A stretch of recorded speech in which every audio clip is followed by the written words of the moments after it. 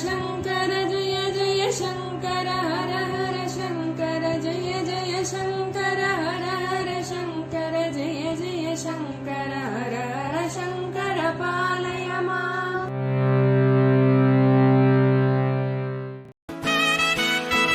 Mahasankara matrimony மிகவும் மேம்படுத்தப்பட்ட online திருமணப்பதிவு இணையதளம்.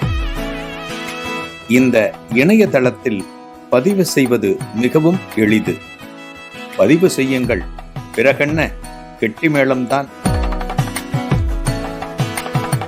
உங்களுடன் நாங்கள், உங்களுக்காகவே நாங்கள். விவரங்களுக்கு தொடர்பு கொள்ளுங்கள்.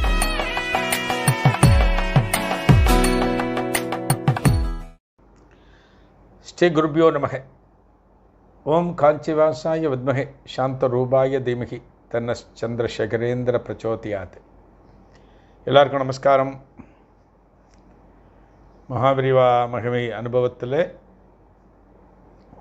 பிரிவா தொடர்பான அனுபவங்கள் தினமும் ஒரு 8 நிமிஷத்துலேருந்து 10 நிமிஷத்துக்குள்ளே பேசிட்டு வரேன். கிட்டத்தட்ட 1500 வரப்போகிறது. இந்த மகானை பற்றி நம்ம பேசுகிறோம், நினைக்கிறோம், அவரோட பிருந்தாவனம் போகிறோம் அப்படின்னா அதற்கு அவருடைய அருள் வேணும் அப்படின்னு சொல்லுவார். ஏதோ இந்த மகானுடைய ஆசிகள் கொஞ்சம் இருக்கிறதுனால இந்த மகானை பற்றி தொடர்ந்து இத்தனை காலமாக பேச முடிகிறது. இதற்கெல்லாம் மகாபிரிவாளுக்குத்தான் நம்ம சாஷ்டாங்க நமஸ்காரம் பண்ணணும்.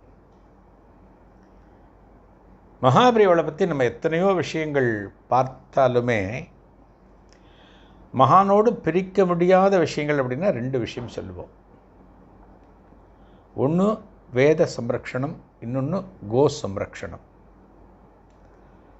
சம்ரக்ஷணம் அப்படின்னா காப்பாற்றுதல், பாதுகாத்தல் அப்படின்னு அர்த்தம். வேதத்தை பாதுகாத்தார், பசுக்களை பாதுகாத்தார். என்ன காரணம்? ஏன் வேதத்தை பார்க்கணும், வேதத்தை பாதுகாக்கணும், வேதத்தை ஏன் காப்பாற்றணும் அப்படின்னா, வேதம் இந்த உலகத்தில் இருந்தால்தான் அனைத்து சுபிக்ஷங்களும் கிடைக்கும். வேத மந்திரங்களை கேட்டாலே கடவுளை நேருக்கு நேர் தரிசித்ததற்கு ஒப்பாகும். வேத மந்திரங்களுடைய சத்தம், அந்த துவனி நம்ம கேட்க கேட்க கேட்க நமக்குள்ள பல மாற்றங்கள் நம்ம உள்ளுக்குள்ளே நம்மால் உணர முடியும்.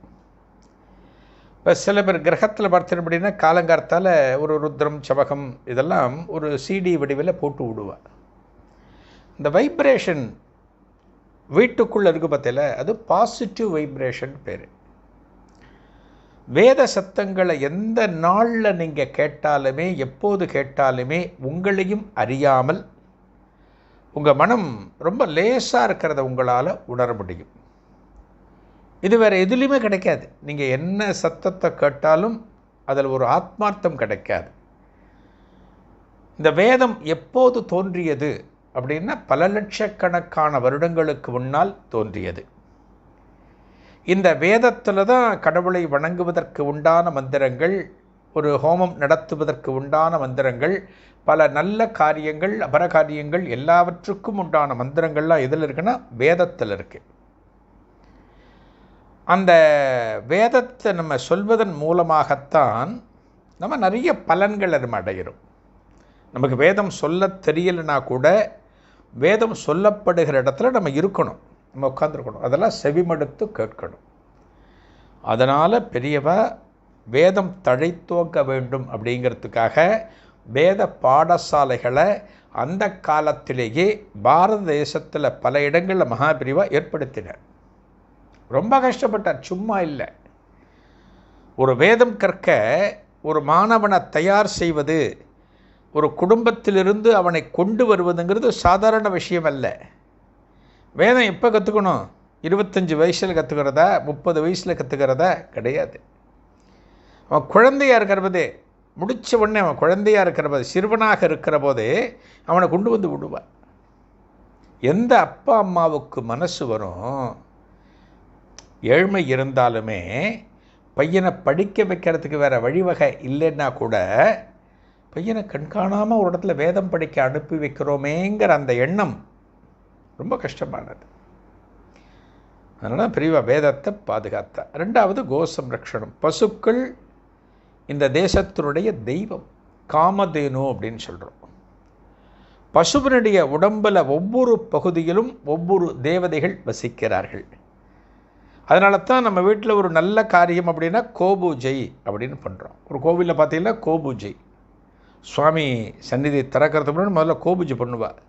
அந்த சுவாமி யார் முகத்தில் முழிப்ப? பசு முகத்தில் முழிப்ப. அதன் பிறகு தான் பக்தர்கள் தரிசனம் எல்லாமே அப்புறம்தான். பசு ரொம்ப முக்கியமானது நமது தேசத்தில். இது ரெண்டையும் மகாபெரிவா பாதுகாத்த. இப்போ அடுத்து வர சில நாட்களில் வேதம் தொடர்பான சில நிகழ்வுகளை நம்ம பார்க்க போகிறோம். நம்ம முன்னாடியே நிறைய பார்த்துருக்கோம். இதெல்லாம் இன்னொரு செட்டு வேதம் தொடர்பான அனுபவங்கள். திருச்சி எம்ஆர் பாலசுப்ரமணியன் அப்படின்னு ஒரு நண்பர், அவருடைய தாய் வழி பாட்டனார், அவர் பேர் கிருஷ்ணசாஸ்திரிகள்னு பேர். இந்த கிருஷ்ணசாஸ்திரிகள் பற்றி தான் இன்றைக்கி நம்ம பார்க்க போகிறோம். இந்த கிருஷ்ணசாஸ்திரிகள் 1940 1950 வரைக்கும் மாயவரம் முனிசிபல் ஹைஸ்கூலில் ஒரு வாத்தியாராக இருந்தார். சமஸ்கிருதம் கற்றவர், மிகப்பெரிய வேத வித்து.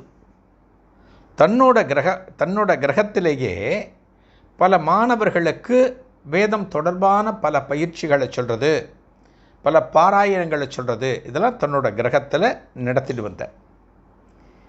மாயவரத்தில் எங்கே இருந்தார்? மாயவரத்தில் பரிமள ரங்கநாதர் அப்படின்னு ஒரு பெருமாள் கோவில், அற்புதமான கோவில். அந்த பெருமாள் கோவில் திருமஞ்சன வீதியில் அவருடைய கிரகம். மாயவரம், கும்பகோணம், திருவையாறு இதெல்லாம் காவிரி பாயக்கூடிய பகுதி. இந்த காவிரி அப்படியே போய் எங்கே திருச்சி, அப்புறம் பார்த்தீங்கன்னா திருவையாறு, அப்புறம் கும்பகோணம், அப்புறம் மாயவரம், அப்படியே போய் பூம்புகாரில் கடலில் கலக்கக்கூடியது. இந்த மாயவரத்தில் துலாஸ்நானம் அப்படிங்கிறது ரொம்ப விசேஷம். நீங்கள்லாம் நிறைய பேர் பண்ணியிருப்பீள்.